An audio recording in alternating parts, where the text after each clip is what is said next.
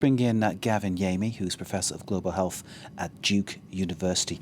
Gavin, rather than asking about masks, I'd like to start by asking you about the long-term effects of this disease, because we're talking about a second wave coming, but there are some people who've had it, seemingly recovered officially, but they're still very much suffering from symptoms that appear to be dragging on and don't appear to want to end.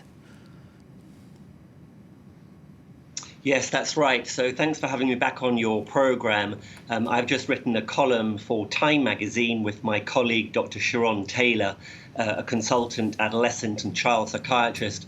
And we point out that we tend to think of Covid-19, this illness, as having just two forms. And that's wrong. We tend to think, well, people could get very sick quite quickly, perhaps, get hospitalized, go to the intensive care unit, and in the worst case scenario, die. Or we tend to think, well, it's very mild, maybe like a cold or flu. You have it for a few days and you get better. We have been asleep at the wheel in recognizing a third form.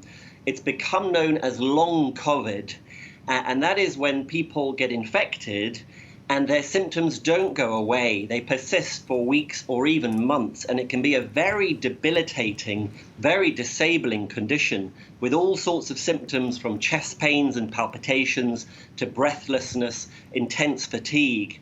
And our piece really raises the alarm. These are patients who I think have been largely forgotten. They are in the shadows.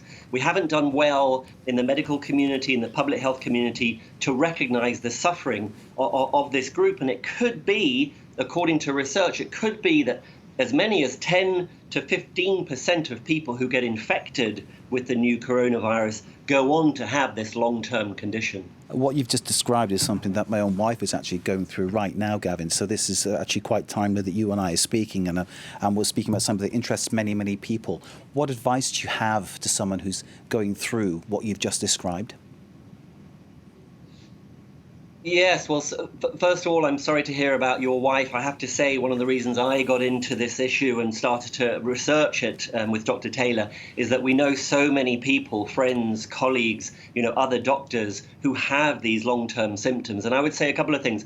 First of all, too often, I think doctors have not really recognized this illness. I think recognition is the first step.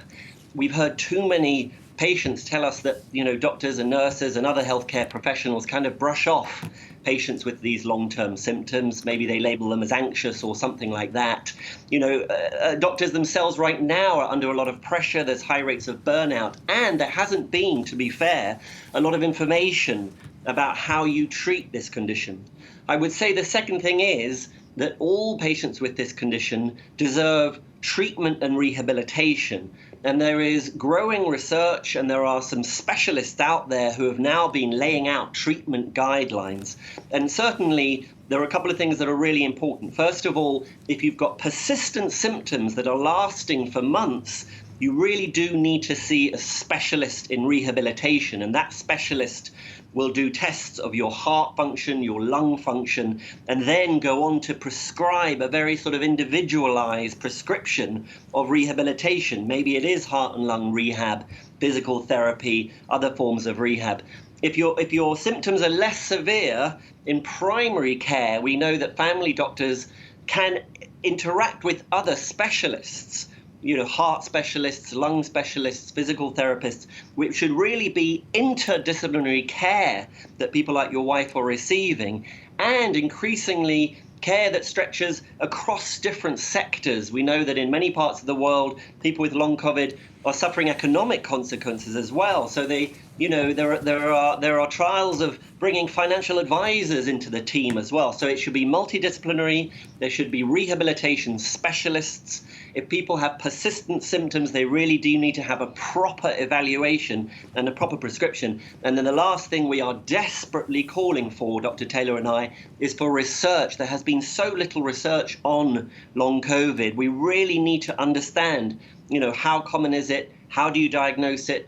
How do you treat it better? We need to be doing trials. We need to be testing out, new treatments.